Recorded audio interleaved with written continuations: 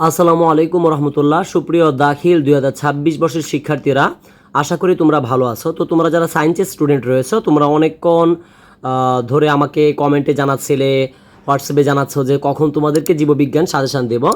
তো আমি ভিডিওর শুরুতে একটা কথা বলবো, আমি তোমাদের জন্য আজকে যে সাজেশানটা নিয়ে আসছি, এর বাহির থেকে যদি কোনো প্রশ্ন তোমাদের আসে আমাকে বলবা, আয়সা আমাকে হোয়াটসঅ্যাপে বলবা যে এর বাহির থেকে প্রশ্ন আসছে। তো আমি তোমাদেরকে এতটুকু গ্যারেন্টি দিতে পারি, এর বাহির থেকে তোমাদের পরীক্ষাতে, ঠিক আছে, সিকিউ এসকিউ এমনকি এমসিকিউ, ঠিক আছে, সিকিউ এসকিউ এমসিকিউ অর্থাৎ সৃজনশীল, সংক্ষিপ্ত প্রশ্ন, বহু নির্বাচনী, সব কিছু ইনশাল্লাহ এখান থেকে তোমাদের পরীক্ষাতে কমন থাকবে। তো কথা হচ্ছে, আমি আজকে যা জীব তোমাদেরকে তাই পড়তে হবে, ঠিক আছে। অনেকে আজ যে সৃজনশীল পরীক্ষার জন্য দেয়, তো সৃজনশীল আসলে দেওয়ার কোনো প্রয়োজন নয়। তুমি যদি এগুলো পারো, আমি এখন যেগুলো বলবো এগুলো যদি তুমি ভালো করে পড়তে পারো, আশা করতে পারি তুমি কিন্তু জীববিজ্ঞানে A+ পাবে।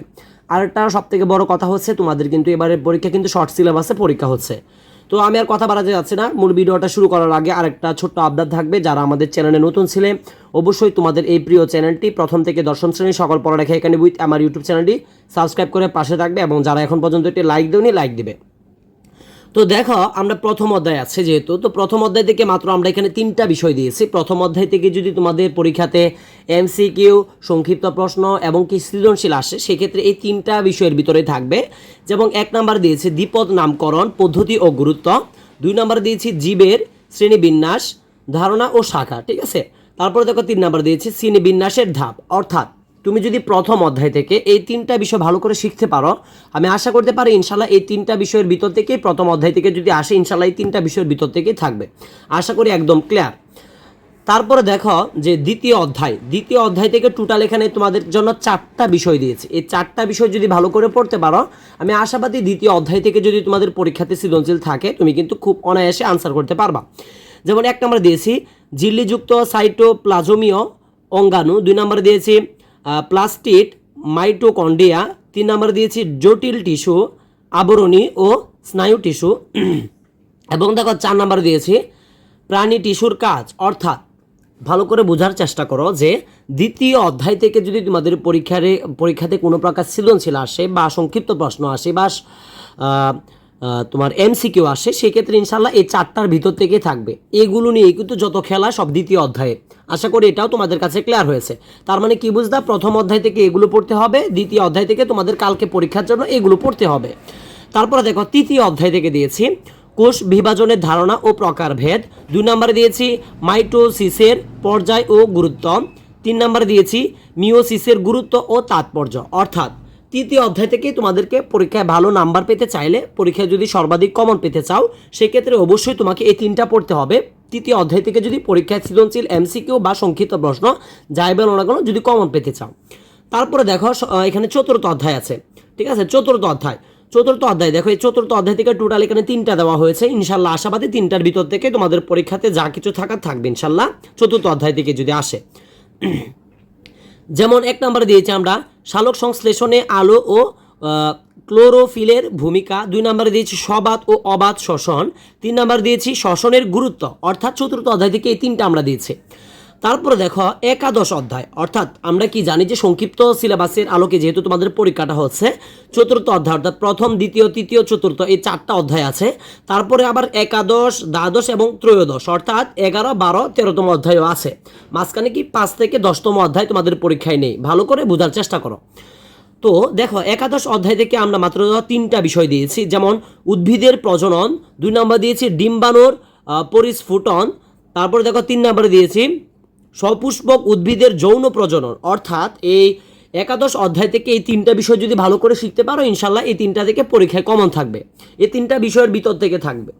তারপরে দেখো ত্রয়োদশ অধ্যায়, ঠিক আছে। ত্রয়োদশ অধ্যায় এখানে যে বিষয়গুলো আছে, আমি চ্যালেঞ্জ দিলাম, তোমরা যদি দুঃখিত, এই যে তোমাদের দ্বাদশ অধ্যায়টা আজ আছে, আমি চ্যালেঞ্জ দিলাম দ্বাদশ অধ্যায় থেকে যদি কোনো সৃজনশীল পরীক্ষায় আসে, অবশ্যই এই 3টার ভিতর থেকে তোমাদের পরীক্ষাতে থাকবে। যেমন একটা আমরা দিয়েছি ডিএনএ আরএনএ এর গঠন অনুলিপি ডিএনএ টেস্ট।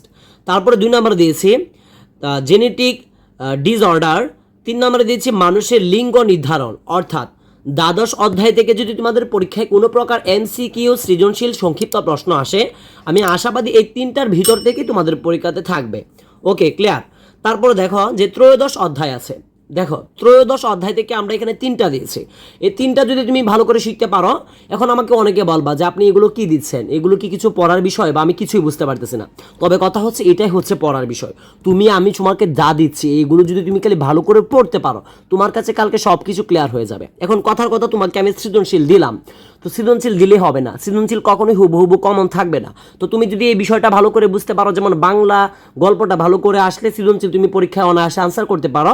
এগুলো যদি তুমি ভালো করে বুঝে সলভ করতে পারো, বুঝে বাসায় প্র্যাকটিস করতে পারো, ইনশাল্লাহ এগুলোর ভিতর থেকেই তোমার কিন্তু সৃজনশীল কমন থাকবে। এমনকি যেমন বাংলা গল্প থেকে তোমার এমসিকিউ, সৃজনশীল, সংক্ষিপ্ত প্রশ্ন সব কমন থাকে। এগুলো যদি তুমি ভালো করে পড়তে পারো, ইনশাল্লাহ এগুলো থেকে এমসিকিউ, সংক্ষিপ্ত প্রশ্ন, সৃজনশীল সব কিছু কমন থাকবে। যেমন ত্রয়োদশ অধ্যায় থেকে আমরা দিয়েছি কি, দেখো 1 নম্বর দিয়েছি বাস্তুতন্ত্রের উদাহরণসমূহ খাদ্য শৃঙ্খল ও বাস্তুতন্ত্রের পুষ্টি প্রবাহ। 2 নম্বর দিয়েছি পরিবেশ সংরক্ষণের গুরুত্ব ও পদ্ধতি। 3 নম্বর দিয়েছি জীবের মধ্যে মিথস্ক্রিয়া, আন্তনির্ভরশীল ও পরিবেশের ভারসাম্য।